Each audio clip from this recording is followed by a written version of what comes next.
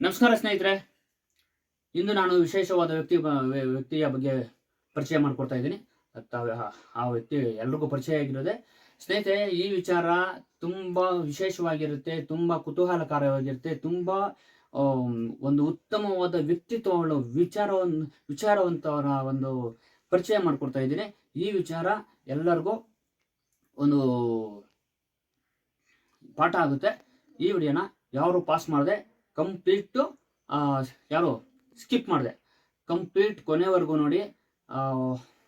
ಅದಕ್ಕೂ ಮೊದಲು ನಮ್ಮ ಕನಸಿನ ಪುಟಗಳು ಅಂತ ಒಂದು ಯೂಟ್ಯೂಬ್ ಚಾನಲ್ನ ಸಬ್ಸ್ಕ್ರೈಬ್ ಮಾಡಿ. ಮೊದಲು ಬೆಲ್ಲೈಕನ್ನ ಒತ್ತೋದು ಮರಿಬೇಡಿ. ಲೈಕ್ ಮಾಡಿ, ಶೇರ್ ಮಾಡಿ. ಓಕೆ.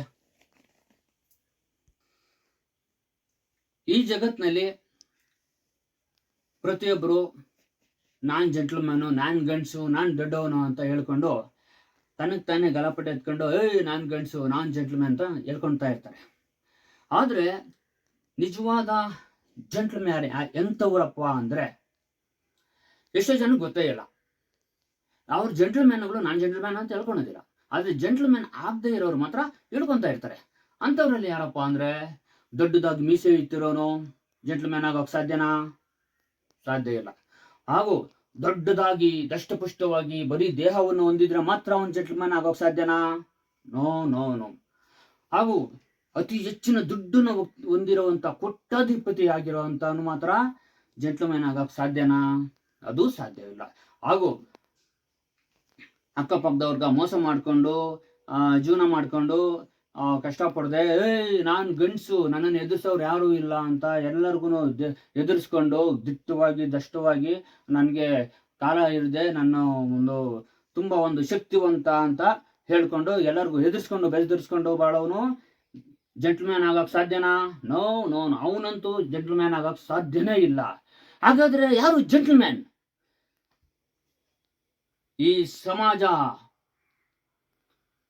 ಕೈ ತೋರಿಸಿ ಹೇಳಬೇಕು, ಇವರೇ ಜೆಂಟ್ಲ್ಮ್ಯಾನ್.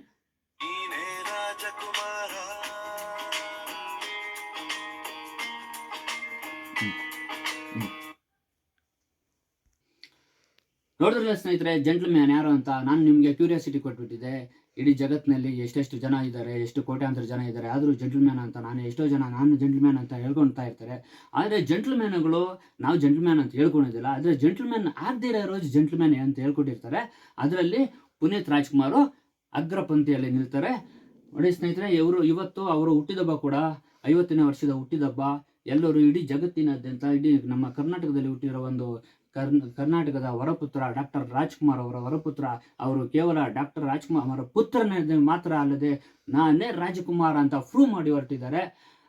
ಪರಮಾತ್ಮನಿಗೆ ಅವರ ನಗುಮುಖ ನೋಡಿ ತುಂಬ ಇಷ್ಟ ಆಯಿತು ಅನಿಸುತ್ತೆ. ಅವರು ಇಡೀ ನಮ್ಮ ಕನ್ನಡದ ಕೋಟ್ಯಾಧಿಪತಿ ಕೂಡ ಹೌದು. ಕೋಟ್ಯಾಧಿಪತಿಗಳಲ್ಲಿ ನಾನು ನೋಡ್ದಂಗೆ ಎಲ್ಲರೂ ನಗುಮುಖವನ್ನು ಬಿಂಬಿಸ್ತಾ ಇರೋರಲ್ಲಿ ಅವರು ಅಗ್ರಪಂಕ್ತಿಯಲ್ಲಿ ನಿಲ್ತಾರೆ, ನಂಬರ್ 1 ಸ್ಥಾನದಲ್ಲಿ ನಿಲ್ತಾರೆ. ಇದಕ್ಕೂ ಕೂಡ ಹಿರಿಯರು ಹೇಳಿದ್ದಾರೆ,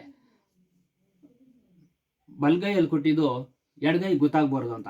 ಎಷ್ಟೋ ಜನ ಹಣದ ರಾಜಕೀಯದ ಆಸೆಗೋ ಒಂದು ಏನೋ ಪ್ರಚಾರದ ತೆವಲಿಗೋ ಏನೋ ಮಾಡ್ಕೊಂಡು ಒಂದು ರೂಪಾಯಿ ಕೊಟ್ಟರೆ 10 ರೂಪಾಯಿ ಕೊಟ್ಟಿರೋ ಥರ ಸ್ಕೋಪ್ ಕೊಟ್ಕೊಂಡು ಫೇಸ್ಬುಕ್ಕಲ್ಲಿ ಹಾಕೊಂಡು ಸ್ಟೇಟಸ್ಗಳಲ್ಲಿ ಹಾಕೊಂಡು ತುಂಬ ಇಮ್ಯಾಜ್ಗಳು ಮಾಡ್ಕೊಂಡು ತುಂಬ ಜನಗಳಿಗೆ ಅದನ್ನು ಪ್ರಚಾರ ಮಾಡಿಕೊಂಡು ನಾನು ಎಲೆಕ್ಷನ್ ಹೇಳ್ತೀನಿ, ನಾನು ಇಂಥ ದಾನಿ ಅಂತ ಇನ್ನೊಬ್ರ ಕೈಯಲ್ಲಿ ಹೇಳಿಸ್ಕೊಂಡು ಮಹಾನ್ ಒಂದು ವ್ಯಕ್ತಿ ಥರ ಆಡ್ತಾ ಇರ್ತಾರೆ.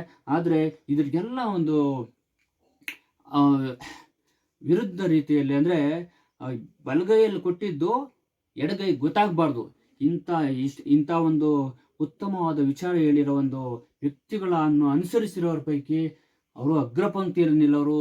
ನಿಜವಾದ ಮನುಷ್ಯ, ನಿಜವಾದ ಮಾನವತಾವಾದಿ, ಇಡೀ ಜಗತ್ತಿನಲ್ಲಿ ಮಾನವತಾವಾದಿ ಅಂದರೆ ಪುನೀತ್ ರಾಜ್ಕುಮಾರ್ ಅವರು ಅಂತ ಹೇಳ್ಬೋದು.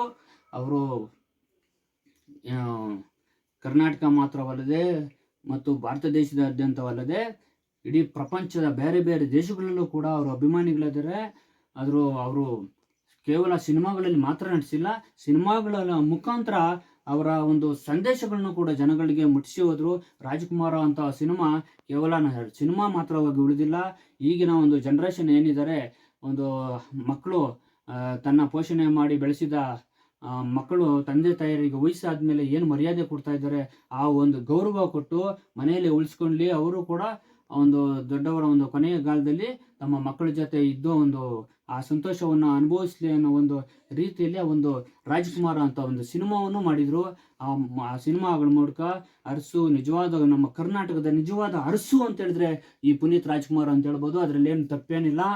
ಯಾಕಂದರೆ ಪುನೀತ್ ರಾಜ್ಕುಮಾರ್ ತಮ್ಮ ಕುಟುಂಬದವ್ರಿಗೂ ಅಲ್ಲ, ತಮ್ಮ ಅಣ್ಣ ತಮ್ಮಂದ್ರಿಗೂ ಅಲ್ಲ, ಯಾರಿಗೂ ಆಗಲಿ ತಾನು ಕೊಟ್ಟಂಥ ದಾನ ಧರ್ಮ ಆಗಲಿ, ಗೋಶಾಲೆಗಳಾಗಿರ್ಬೋದು, ಅನಾಥಾಶ್ರಮಗಳಾಗಿರ್ಬೋದು, ಮಕ್ಕಳಿಗೆ ಒಂದು ಉಚಿತ ಶಿಕ್ಷಣ ಕೊಡ್ತಾ ಇರ್ಬೋದು, ಇದನ್ನೆಲ್ಲ ಯಾರಿಗೂ ಗೊತ್ತಾಗದ ರೀತಿಯಲ್ಲಿ ತಮ್ಮ ಉಸಿರು ಆ ಪರಮಾತ್ಮನ ಪಾದಕ್ಕೆ ಸೇರ್ಕೊಂತು ಅಲ್ಲಿವರೆಗೂ ನಾನು ಏನು ಮಾಡಿದೆ ಅಂತ ಯಾರಿಗೂ ಗೊತ್ತಿಲ್ಲ. ಇಷ್ಟೊಂದು ₹1 ಕೊಟ್ಟರು ₹1,000 ಕೊಟ್ಟಿರೋ ರೀತಿಯಲ್ಲಿ ಆಡೋ ಈಗ ಜಗತ್ತಿನಲ್ಲಿ ಎಷ್ಟೇ ಕೊಟ್ಟರು ನಾನೇನು ಕೊಟ್ಟಿಲ್ಲ ಅನ್ನೋ ರೀತಿಯಲ್ಲಿ ಬೆಳೆದಿದ್ದಾರಲ್ಲ ಇಂಥ ಒಂದು ಪುಣ್ಯಾತ್ಮ, ಇಂಥ ಒಂದು ಮಹಾನುಭಾವ ಪುನೀತ್ ರಾಜ್ಕುಮಾರ್ ಅವ್ರ ಬಗ್ಗೆ ಮಾತಾಡೋದಕ್ಕೆ ನನಗೊತ್ತು ಸ್ವಲ್ಪ ಹೆಮ್ಮೆ ಇದೆ. ಆ ರೀತಿ ಪುನೀತ್ ರಾಜ್ಕುಮಾರ್ ಅವರ ಇನ್ನೂ ಒಂದು ವಿಶೇಷವಾದ ವಿಚಾರಗಳನ್ನ ಮತ್ತು ಅವರ ಒಂದು ಆಕರ್ಷಣೀಯ ಹಾಡುಗಳನ್ನ ನಾನು ಮುಂದಿನ ದಿನದಲ್ಲಿ ಹೇಳಬೇಕು ಅಂತಿದ್ದೀನಿ. ಯಾಕಂದರೆ ಪುನೀತ್ ರಾಜ್ಕುಮಾರ್ ಅವರು ಚಿಕ್ಕ ವಯಸ್ಸಿನಲ್ಲಿ ಡಾಕ್ಟರೇಟು ಕೊಟ್ಟಿಲ್ಲ, ಭಾರತ ರತ್ನ ಕೊಟ್ಟಿಲ್ಲ, ಕರ್ನಾಟಕ ರತ್ನ ಕೊಟ್ಟಿಲ್ಲ. ಅವರು ನಿಜವಾಗ್ಲೂ ಜನಗಳ ಮನಸ್ಸಿನಲ್ಲಿ ವಿಶ್ವಮಾನವ ರತ್ನ ಆಗಿದ್ದಾರೆ. ಇದನ್ನಂತೂ ಮೆಚ್ಚಲೇಬೇಕು. ಆದರೆ ವಿಶ್ವಮಾನವ ರತ್ನ ಡಾಕ್ಟರ್ ರಾಜ್ಕುಮಾರ್ ಅವರ ಪುತ್ರ ವಿಶ್ವಮಾನವ ರತ್ನ ಪುನೀತ್ ರಾಜ್ಕುಮಾರ್ ಅಂತ ಹೇಳ್ಬೋದು. ಇವ್ರ ಬಗ್ಗೆ ಮಾತಾಡಿದ್ದಕ್ಕೂ ನನಗೂ ಒಂದು ಸ್ವಲ್ಪ ಹೆಮ್ಮೆ ಇದೆ. ತಮ್ಮೆಲ್ಲ ಸ್ನೇಹಿತರು ಏನಿದ್ರೆ ದೇಶದಾದ್ಯಂತ ಜಗತ್ತಿನಾದ್ಯಂತ ಪುನೀತ್ ರಾಜ್ಕುಮಾರ್ ಅಭಿಮಾನಿಗಳೇನಿದ್ದೀರಿ, ಇವರೆಲ್ಲ ಈ ವಿಡಿಯೋನ ತುಂಬ ಜನಗಳು ನೋಡಿ ಲೈಕ್ ಮಾಡಿ ಶೇರ್ ಮಾಡಿ. ಈ ನಮ್ಮ ಕನಸಿನ ಪುಟಗಳು 106 ಅನ್ನೋ ಒಂದು ಚಾನಲ್ನ ಸಬ್ಸ್ಕ್ರೈಬ್ ಮಾಡಿ, ಗಂಟೆ ಗುರುತನ್ನು ಒತ್ತಿ ಅಂತ ಹೇಳ್ತಾ ಈ ಒಂದು ಪುನೀತ್ ರಾಜ್ಕುಮಾರ್ ಅವರ ವಿಚಾರವನ್ನು ಮಾತನಾಡಲು ಇವತ್ತು ಬಯಸಿದ್ದೀನಿ. ಇವತ್ತು ಅಂದರೆ ಪುನೀತ್ ರಾಜ್ಕುಮಾರ್ ಅವರ 50ನೇ ವರ್ಷದ ಹುಟ್ಟಿದಬ್ಬ, ಅದರ ಶುಭಾಶಯಗಳನ್ನು ಕೊಡ್ತಾ ಅವರಿಗೆ ಒಳ್ಳೆಯ ಒಂದು ಆತ್ಮಕ್ಕೆ ಶಾಂತಿ ಸಿಗಲಿ ಅಂತ ಕೇಳ್ತಾ, ಪುನೀತ್ ರಾಜ್ಕುಮಾರ್ ಅವರು ಇಡೀ ಜಗತ್ತಿನಾದ್ಯಂತ ಇಡೀ ಮಕ್ಕಳ ಜೊತೆಯಲ್ಲಿ ಎಲ್ಲರ ಜೊತೆಯಲ್ಲಿ ಅವರು ಇರಲಿ, ಎಲ್ರಿಗೂ ಒಳ್ಳೆಯ ಬುದ್ಧಿಯನ್ನು ಕೊಡಲಿ, ಸಮಾಜದ ಪರಿವರ್ತನೆ ಅವರಿಂದಲೇ ಆಗಲಿ ಅಂತ ಹೇಳ್ತಾ ಈ ವಿಡಿಯೋನ ಮುಗಿಸ್ತಾ ಇದ್ದೀನಿ. ಜೈ ಹಿಂದ್.